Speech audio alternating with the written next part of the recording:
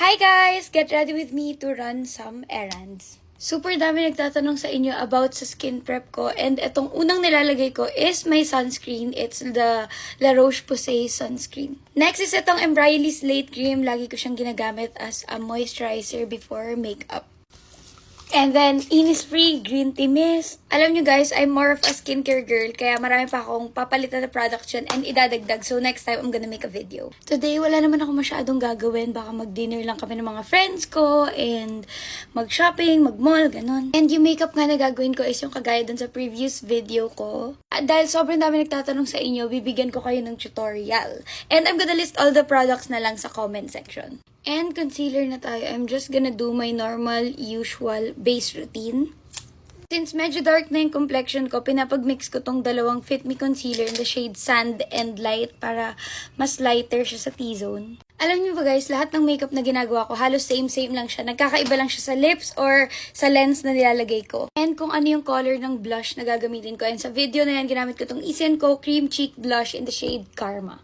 And I'm just gonna blend that out dito sa apple ng cheeks ko. And then, after ko ilagay lahat ng cream products, nagsiset ako ng face.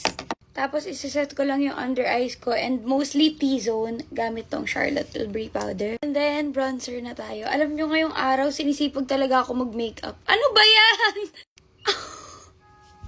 Ayun na nga, sinisipag talaga ako mag-makeup. Nagulat ako bakit bigla nagkaroon ng filter. Then, nose contour na tayo, guys. Pina-follow ko lang yung natural...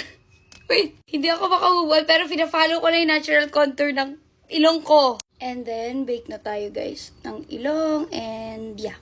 And then, brows na tayo. And guys, may nabago sa brow routine ko. Gamit ko tong Easy & Co Brow Pencil Pro. And ito yung ginagamit ko pang fill in. Kasi guys, as much as I love yung ginagawa ko before, it takes so much time. Sobrang tagal. And kapag nagmamadali ako, hindi ko siya nagagawa ng maayos. Kaya gagawa na lang ako ng another video for my new brow routine. Naglagay lang ako ng bronzer all over my lids. And ngayon, mascara na tayo. Gamit ko ang Sky High Mascara ng Maybelline. Nagra-wrap na ako. Super dami rin nagre-request ng makeup ko, yung sa nag-trending naming picture nila Blight. And gagawin ko yan bukas! Anyways, blush na tayo and ginagamit ko tong blush dito sa Air Goddess Forosco palette ng Benefit. Highlighter! Guys, baka sabihin nyo baliw ako, pero gusto ko kasi mag-match yung labi ko sa cheeks ko. Ginagamit ko yung cream blush na ginamit natin kanina pang line ng lips. Lipstick, gloss, and this is the final look.